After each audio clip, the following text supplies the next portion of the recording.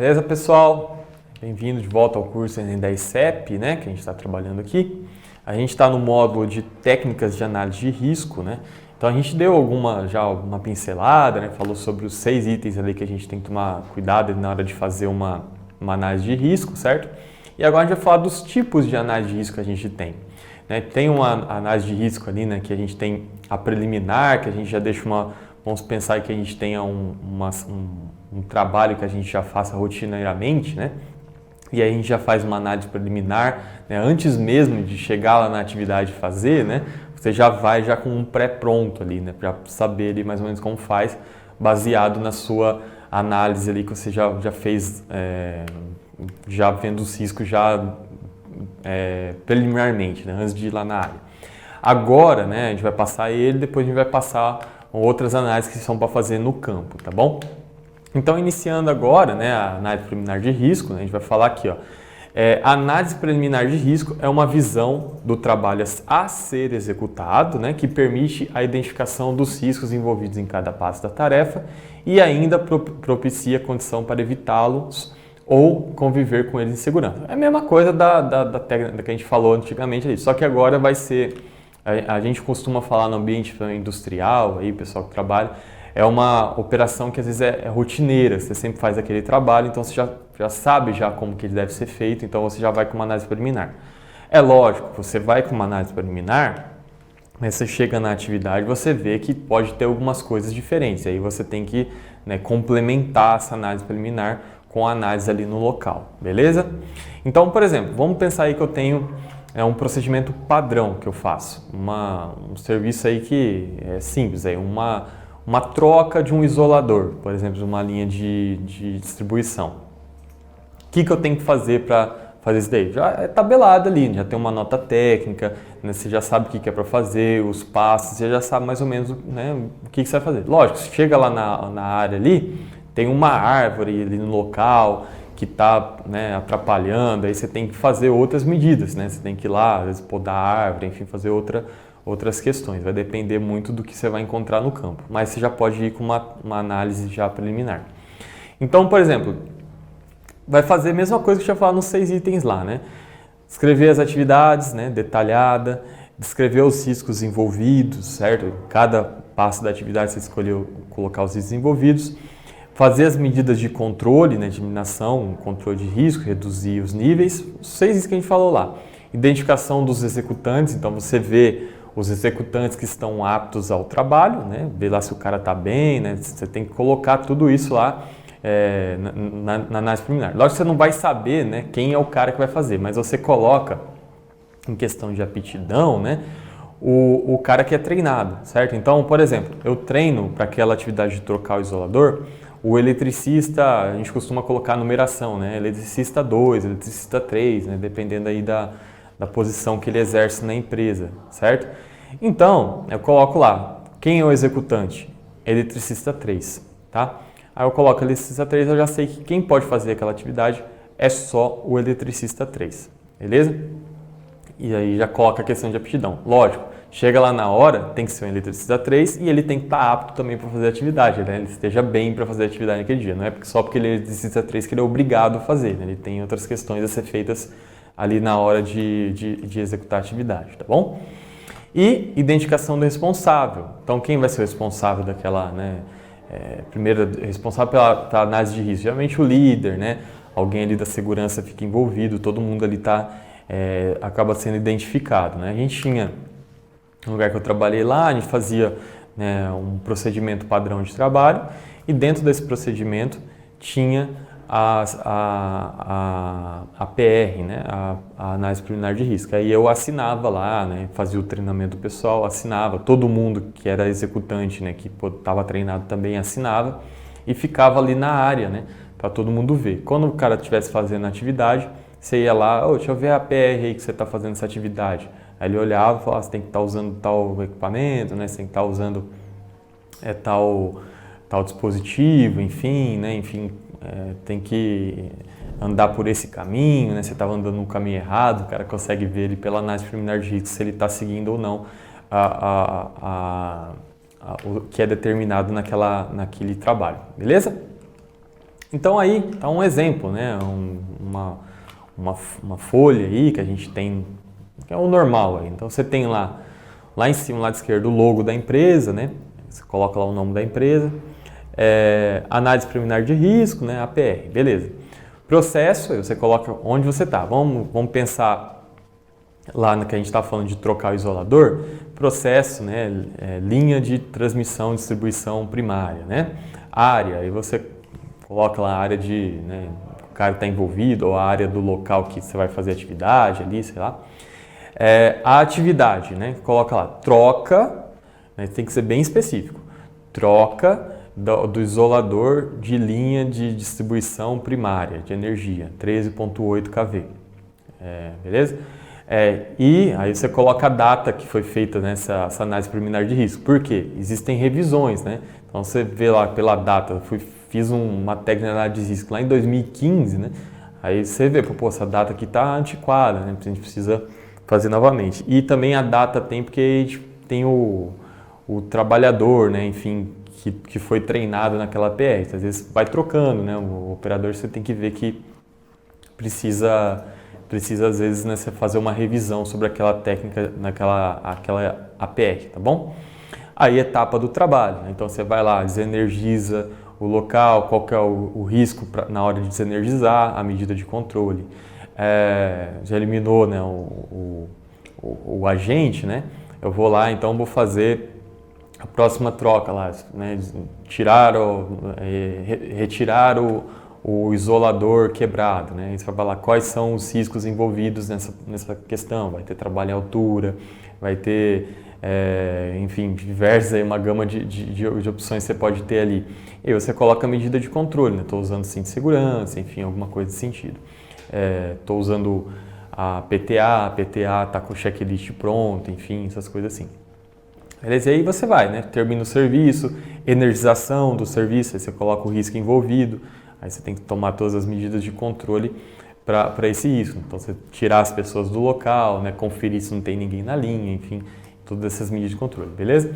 E aí os trabalhadores envolvidos, você pode colocar o nome de quem foi treinado ali na PR, né? O nome, o cargo, a gente definiu que vai ser eletricista 3, o cargo ali tem que estar sempre eletricista 3, né? E aí você pode treinar também ajudante, né? Então você pode, dessa análise de risco, né, o cara que faz a substituição do isolador, você tem um ajudante, você pode fazer uma técnica de análise de risco para ele também, tá? O eletricista 2 ajuda, aí você faz uma técnica de análise de risco das atividades que ele vai fazer como ajudante naquela situação e treinar o cara também. E aí ele fica os dois ali treinados no procedimento, um para fazer e o outro para ajudar, beleza? Combinado então? Essa então é uma técnica de análise de risco que é a análise preliminar do risco, tá? Outra técnica que a gente tem de análise de risco é o checklist, tá? Isso daí é muito famoso na lista de verificação. Acho que todo lugar que a gente vai trabalhar, né? Tudo que eu fazia, assim, eu tinha algum documento assim para ter um checklist para não esquecer nada, tá?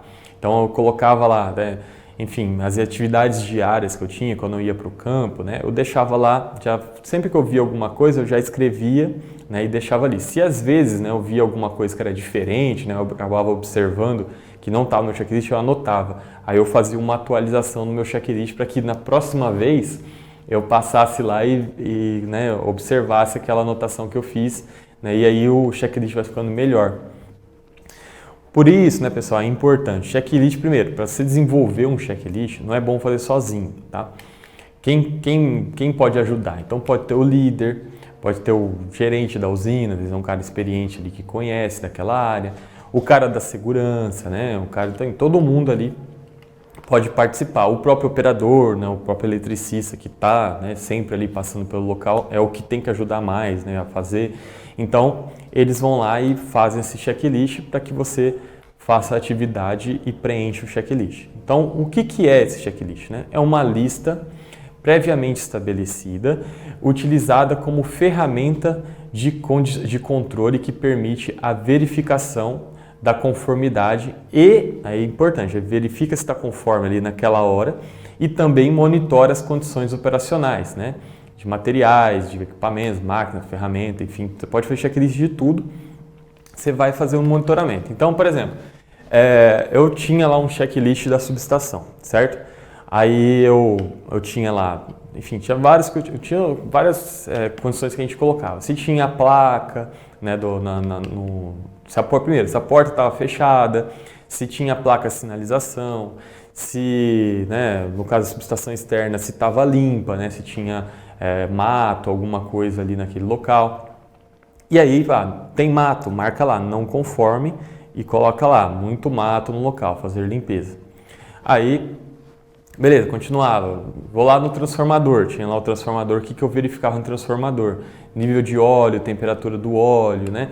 Aí, tinha os ventiladores que acionavam ali quando, né, tivesse aumento da temperatura do óleo, ele tinha que acionar. Verificava se aquele ventilador estava acionando. Aí eu via lá, não, tem um ventilador que não está acionando. Aí lá anotava, não conforme ventilador tal, não está funcionando. Aí beleza, tá a lista de verificação pronta. Eu entrego lá, tem as conformidades e não conformidades. Aí beleza, eu fazia a inspeção na subestação a cada 15, 20 dias. Eu vinha lá, né, entregava aquilo ali assinava, entregava o pessoal do PCM e eles iam lá criar as ordens de serviço, tudo. Passado daqui 20 dias, fazia o checklist, verificava tudo de novo, se estava aberto, né, o portão, via a placa, via o nível do transformador, via tudo. Aí eu via lá, o ventilador estava quebrado de novo. Então, segunda vez, não conformidade, mandava de novo. Aquilo ali impactava? Não, né? No caso ele não estava impactando, mas poderia impactar, por exemplo, se a gente gerasse muita energia, né? Começava a ter maior aquecimento do óleo do gerador, do transformador, desculpa, começava a ter mais problemas, tá? Voltava lá, terceiro checklist, problema do ventilador de novo. Pô, aí, né, passou aí 40 dias e ninguém tomou nenhuma ação, né? Então aí você monitorou o equipamento, né? Você está vendo ali e fala, pô, esse equipamento aqui uma hora vai dar problema, tá? Aí você pode cobrar o pessoal, fala, 40 dias, a primeira vez eu passei, o ventilador estava quebrado, passei aqui para vocês, cadê a ordem? Não, a gente não criou ordem, né? A pessoa fala, não, a gente achou que não precisava, né? Pô, precisa, né? Precisa criar a ordem. Então cria a ordem de serviço, tudo, e aí você pode fazer atividade. Para isso é importante o checklist, né? Você acompanha.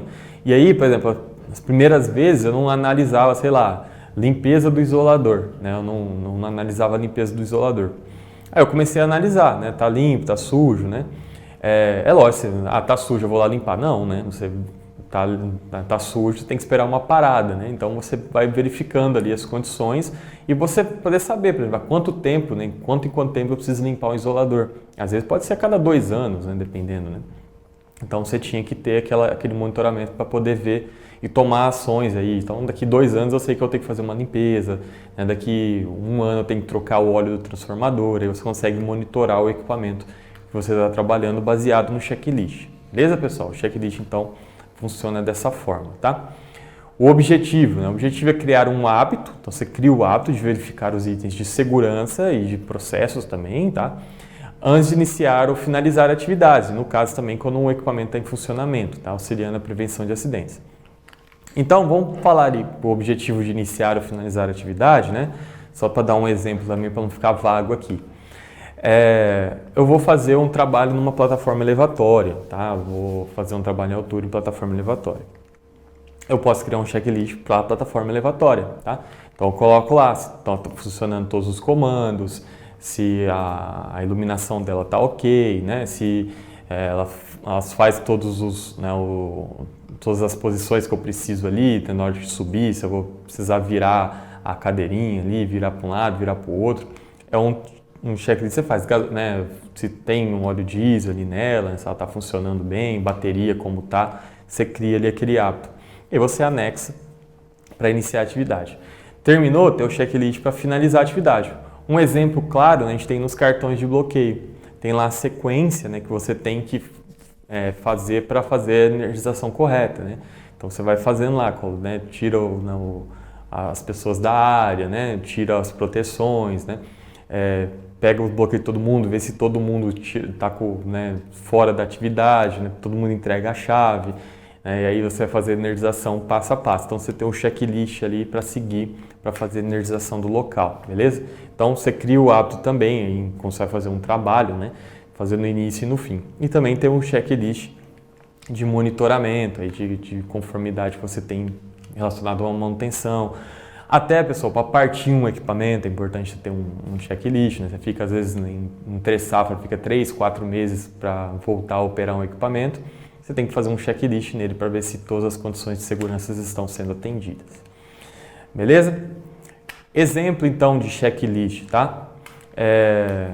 Vamos colocar ali, né? Tem um checklist para laudos de instalações elétricas, né?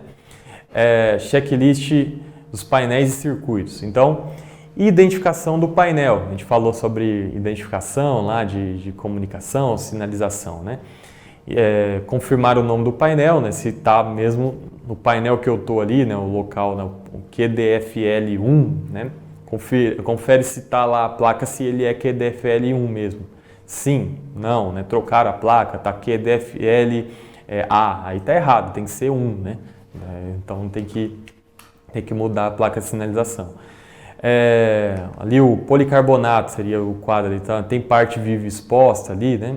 Você confere, vê se está tudo vedado, tudo bonitinho. Se não, você coloca a observação. Iluminação do painel, quando você abre o painel, né? A luz acende, né, automaticamente, né? Se aquela luz está eficiente, eu estou conseguindo enxergar tudo, né, naquele local.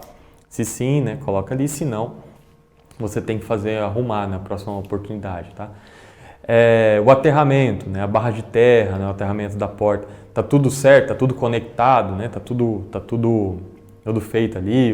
Vamos supor que eu tenho um barramento ali, o barramento, o BEP, né, naquele local. Ele está conectado à terra, né? Você pode fazer até uma medição para ver se ele está recebendo, está realmente zeradinho ali, legal, né? Enfim, tudo isso você consegue ali fazer no checklist, tá? Importante, ventilação do painel, né? Quando tem um painel, por exemplo, que tem soft start, né? Se tem alguma coisa assim, aquele painel vai acabar aquecendo, né? Você tem bastante, né, circuitos eletrônicos, eles acabam aquecendo. Então você vê se está fazendo a dissipação, né? Às vezes você entra na sala também da subestação, às vezes você coloca ali um equipamento de ar-condicionado, né, para poder manter os equipamentos de controle ali sobre uma temperatura legal. Está funcionando, né, aquele ar-condicionado? A gente tem que ver, não está com problema, né? O IP, o grau de proteção, está adequado ao ambiente? Por exemplo, você trabalha num lugar que tem muita poeira, você trabalha numa fábrica aí de móveis, né? Aí você tem que ser um IP lá em cima, né? Tem que ser um IP68, né, para você poder trabalhar. Não começa a ter problema. Então, por exemplo, o barramento que você está usando, estou usando o barramento IP31. Aí não, né? Vai juntar poeira, né? O 1 ali é para questão de poeira, vai juntar um monte de poeira no barramento. O barramento ali, né, pertinho do outro ali com poeira pode fechar um curto-circuito e dar um problema aí no local, você pode sofrer um acidente também. Beleza? Então isso faz parte do checklist, ver o IP, né, o grau de proteção. Exemplos, tá, pessoal? Identificação dos circuitos, né, cabos, né, você vê lá, vai lá no cabo, verifica se está tudo certo para evitar problema aí de confusão, beleza? É também uma opção aí para fazer uma análise de risco, o checklist. Fechou, pessoal? Então passei duas para vocês, análise preliminar e passei o checklist. Tem também aí você fazer uma liberação de serviço, né, que a gente vai tratar aí nos próximas aulas aí, que seria fazer uma documentação para um serviço ali especial que você vai fazer. Nesse caso aqui são questões que a gente já pré-monitora, né? O checklist já vem pré-pronto, a APR já vem pré-pronta. E aí quando você chega no local da atividade, às vezes você tem que fazer alguma adequação e aí para isso serve os outros tipos de análise de risco. Beleza, pessoal? Então aguardo vocês aí na próxima aula. Então, se vocês não têm análise preliminar de risco, não tem checklist ou está sendo feito, né, mal feito, vamos caprichar aí que isso vai garantir a segurança de vocês, beleza? Até a próxima aula então, aguardo vocês. Falou!